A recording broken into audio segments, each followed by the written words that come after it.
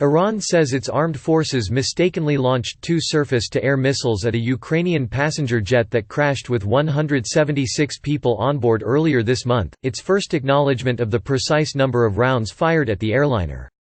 Assessments by Western intelligence agencies and video footage from the launch site had pointed to 2 missiles being fired at the Boeing 737-800 on the morning of 8 January, but Iranian officials had so far referenced only one until the release of preliminary report on Tuesday by the country's Civil Aviation Authority.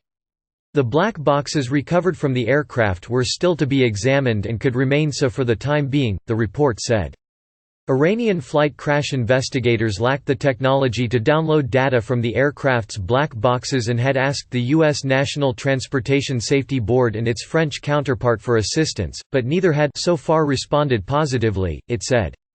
If devices are provided, the information on the boxes can be restored and retrieved in a short period of time, the report said.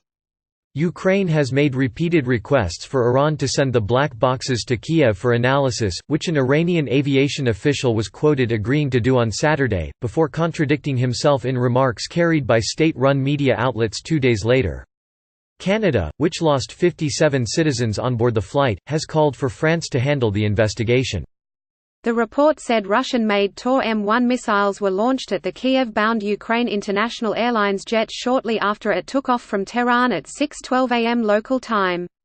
The aircraft lost contact with air traffic control at 8,100 feet and disappeared from Iranian surveillance radars at 6:18 am. After being struck, it descended over a residential area and crashed in a public park, tearing apart as it moved through a football pitch, farmlands and gardens and killing everyone on board, investigators said. The report did not definitively blame the missiles for the crash, saying their impact on the accident and the analysis of this action is under investigation. Footage from the site where the missiles were fired that was published on social media last week showed a 23-second gap between the 2 launches. The aerospace chief of the Iranian Revolutionary Guard Corps, an elite, hardline branch of the Iranian military, said earlier this month a missile operator misidentified the plane as a cruise missile and had a 10-second window to decide whether to fire at the target.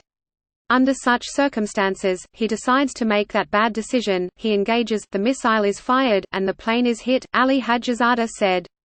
Iranian air defenses around the capital had been bolstered the previous night in anticipation of Iran's ballistic missile attack on U.S. forces stationed in neighboring Iraq about 5 hours before the plane crashed on the same morning. Those missiles were fired in reprisal for the U.S.'s assassination 5 days earlier of the Iranian general Qasem Soleimani, the head of the Revolutionary Guard's external operations and one of the country's most popular political figures. Iran had initially blamed the plane crash on a technical malfunction, but doubts over that explanation grew when Ukrainian officials said they were actively investigating the possibility the plane had been shot down. Photos purporting to be from the crash site also showed what appeared to be debris from a Tor M1 missile. Officials admitted to accidentally shooting down the plane 4 days later, triggering protests in Tehran and other cities across the country and a wave of resignations and criticism from journalists at state-run outlets.